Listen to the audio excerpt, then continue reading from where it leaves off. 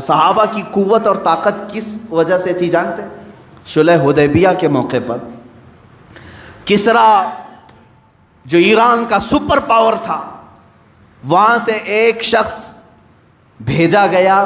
قاصد بنا کر کے، دیکھو محمد صلی اللہ علیہ وسلم نے کتنی طاقت جمع کر لی ہے، کتنے ان کے پاس فوجی ہیں، سامان جنگ کتنا ہے، کیونکہ یہ بڑے بڑے بادشاہوں سے لڑنے کے چیلنج دیتے جا رہے ہیں، ملک کا ملک فتح کرتے جا رہے ہیں، ان کے پاس طاقت کیا ہے وہ دیکھو۔ عروہ بن مسعود ثقفی ایک شخص آیا صلح حدیبیہ کے موقع پر، حضور پاک صلی اللہ تعالیٰ علیہ وسلم کو اس وقت مکہ والوں نے عمرہ کرنے کے لیے روک دیا تھا، نہیں جانے دے رہے تھے، 1400 صحابہ تھے صرف۔ ایران کی سپر پاور، قیصر ملک روم کا سپر پاور، یہ لوگ قاصد بنا کر کے بھیجیں، دیکھ کر کے آؤ محمد ہماری سلطنتوں کو ہلانے کی بات کرتے ہیں، کون سی طاقت جمع کی ہے۔ یہ شخص آیا، دیکھا، اب اس کی زبان سے سنو، عروہ بن مسعود ثقفی یہ کہتا ہے، یہ حدیث پاک میں بھی موجود ہے کہ اس نے دیکھا کہ یہاں پر انہوں نے کون سی طاقت جمع کی،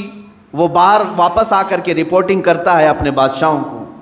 کہتا ہے میں نے دیکھا ایک ایسی فوج محمد کے پاس ہے صلی اللہ علیہ وسلم کہ جب وہ بولتے ہیں تو یہ سارے کان کھڑے کر دیتے ہیں، جب وہ کسی بات کا حکم کرتے ہیں تو دوڑ پڑتے ہیں، اور جب وہ وضو کے لیے جاتے ہیں تو مجال ہے کہ ان کی کلی کا ایک قطرہ بھی زمین پر گرے، سب اپنے ہاتھوں میں لیتے ہیں۔ صحابہ کا یہ ماحول دیکھ کر کے اس نے بتایا، اللہ کے نبی صلی اللہ علیہ وسلم کے متعلق وہ کہہ رہا ہے، قاصد میں دور سے دیکھتا رہا محمد صلی اللہ علیہ وسلم وضو کے لیے کلی کر رہے ہیں، اور صحابہ اپنے ہاتھ پھیلائے، اپنے دامن پھیلائے ہیں، وہ کلی کا پانی ان کے ہاتھوں میں آتا، دامن میں آتا، اور سب اپنے چہروں پر لگا لیتے تھے، ایک قطرہ بھی زمین پر گرنے نہیں دیتے تھے۔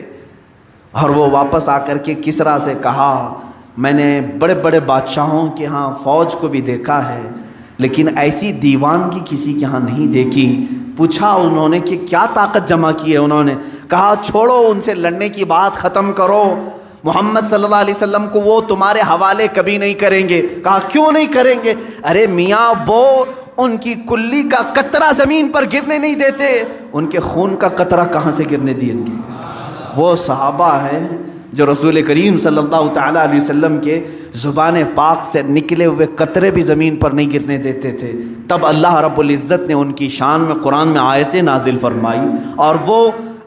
نہتے ہوتے تھے، پیروں میں چپل نہیں ہے، ہاتھوں میں تلوار نہیں ہے۔ غیبی طاقت ایسی ہوتی کہ وہ لکڑی ہاتھ میں لے لے تو وہی تلوار بن جائے، گھوڑے اگر سمندر میں دوڑائیں تو خشک راستہ بن جائے، اگر وہ درندوں کے پاس آئیں تو وہ درندے ان کے فرمانبردار بن جائیں۔ یہ ساری طاقت و قوت خدا کی طرف سے غیب سے انہیں ملی ہوئی تھی، صرف اس لیے کہ ان کا یہی قول تھا جس کو اقبال نے کہا ہے، آبروئے ماں نام مصطفیٰ، ان کا یہ نعرہ تھا ہماری کل آبرو نام مصطفیٰ سے ہے۔ وہ جیتے مرتے تھے صرف رسول کریم صلی اللہ تعالیٰ علیہ وسلم کی عزت کی خاطر۔ عزیزان گرامی وقار، صلح حدیبیہ کا موقع، جنگ احد کی بات دیکھ لیں، اللہ کے نبی صلی اللہ تعالیٰ علیہ وسلم کے دفاع میں ایک صحابی کھڑے ہیں، اس وقت جنگ کا پانسا پلٹ گیا تھا، کفار مکہ بھاری پڑ گئے تھے، جیتی ہوئی جنگ شکست میں آ گئی تھی، بڑے سخت حالات تھے احد کے میدان میں، اور مسلسل تیر حضور کی طرف برسا رہے تھے، کفار نشانہ کر رہے تھے۔ ایک صحابی کھڑے ہیں حضور کے ڈیفنس میں، ان کے جسم پر 80 تیر چبھے ہوئے تھے، لیکن مجال ہے کہ وہ ہٹیں حضور کے سامنے سے، ہر تیر جسم پر آتا رہا، یہاں تک کہ ایک تیر سیدھے ان کی آنکھ میں گھس گیا، اور ان کی آنکھ کا پتلا باہر آ گیا، اور وہ اسی طرح سے اپنے ہتھیلی میں آنکھ کا پتلا لے کر کھڑے ہیں، لیکن مجال ہے کہ وہاں سے ٹس سے مس ہوں،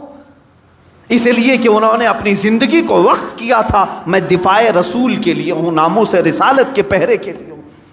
تبھی تو اللہ تعالیٰ نے ان کو غیبی قوت عطا کی تھی۔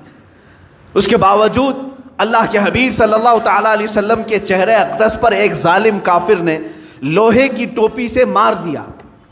لوہے کی ٹوپی ہوتی تھی جو جنگوں میں پہنی جاتی تھی، وہ پھینکا، رسول کریم صلی اللہ علیہ وسلم کے چہرے پاک پر وہ آ کر لگی، اس کے 2 دانت تھے لوہے کے، وہ سیدھے حضور اکرم صلی اللہ تعالیٰ علیہ وسلم کے رخساروں سے گال میں سے اندر داخل ہو کر کے دانتوں میں چلے گئے، اور وہ لوہے کی خود نکل نہیں رہی تھی، وہ دانت جو تھے وہ نہیں نکل رہی تھی، کاڑیاں جس سے دانت ہل گئے تھے۔ صحابہ کرام بے قرار تھے، جانتے ہیں وہ منظر اگر میں اس کی عکاسی کروں، حدیث کے اوراق پڑھتے پڑھتے میری آنکھیں بھیگ گئی تھی۔ صحابہ ٹوٹ کر کے میرے آقا کے پاس آئے۔ صدیق اکبر کہتے ہیں یا رسول اللہ، میں یہ دانت کے یہ کاڑیاں میں نکال دوں گا، یہ کڑیاں میں نکال دوں گا۔ حضرت عمر ہیں، حضرت عثمان ہیں، اور دیگر صحابہ ہیں، وہ لوگ کسی نہ کسی طرح سے یہ رسول کریم صلی اللہ تعالیٰ علیہ وسلم کے رخسار میں چبھے ہوئے ان کڑیوں کو نکالنا چاہتے ہیں۔ کس حالت میں جانتے ہیں؟ کس حالت میں؟ ان صحابہ میں سے ہر ایک کے جسموں پر بڑے بڑے تیر چبھے ہوئے ہیں، وہ تیروں کے ساتھ حضور کے ساتھ کھڑے ہیں۔ کسی کو اپنے جسم کا تیر نکالنے کی فکر نہیں، رخسار رسول پر لگی ہوئی کڑیاں نکالنے میں وہ بے قرار ہیں۔ اسی اثنا میں ایک صحابی حضرت ابو عبیدہ بن جراح رضی اللہ تعالیٰ حضرت صدیق اکبر کو پیچھے کرتے ہیں، کہتے ہیں ابو بکر آپ پیچھے ہٹ جاؤ، اس لیے کہ یہ جو کڑیاں ہیں یہ نکالنے جائیں گے تو حضور کے 2 دانت تو شہید ہو جائیں گے، حضور کے 2 دانت شہید ہو جائیں گے۔ حضرت ابو بکر صدیق نے کہا تو نکالنا تو ہوگا ورنہ یہ زہر پیدا کر سکتا ہے۔ حضرت ابو عبیدہ بن جراح آئے، اجازت مانگی، یا رسول اللہ صلی اللہ علیہ وسلم مجھے نکالنے کی اجازت ہے۔ کیسے نکالا جانتے ہیں؟ رخساروں میں چبھی ہوئی کڑیوں کو اپنے دانتوں سے پکڑ کر کھینچنے لگے، ہاتھ سے نکال سکتے تھے، دانتوں سے پکڑ کر کھینچنے لگے۔ جب دانتوں سے کھینچا آپ نے تو حضور صلی اللہ علیہ وسلم کے 2 دانت شہید ہوئے، ساتھ ہی حضرت ابو عبیدہ بن جراح کے 4 دانت ٹوٹ گئے، ان کے دانت ٹوٹ گئے۔ جب وہ کڑی کھینچ کر کے نکالے ان کے دانت بھی ٹوٹے۔ اس کے بعد وہ کھڑے ہو کر کے مسکراتے ہیں، کہتے ہیں ابو بکر میں نے آپ کو صرف پیچھے اس لیے ہٹایا کہ ہاتھ سے نکالتے تو ہمارے ہاتھ کو تو کچھ نہیں ہوتا لیکن رسول پاک کے دانت شہید ہو جاتے ہیں۔ میں نے اپنے دانتوں سے اس لیے نکالا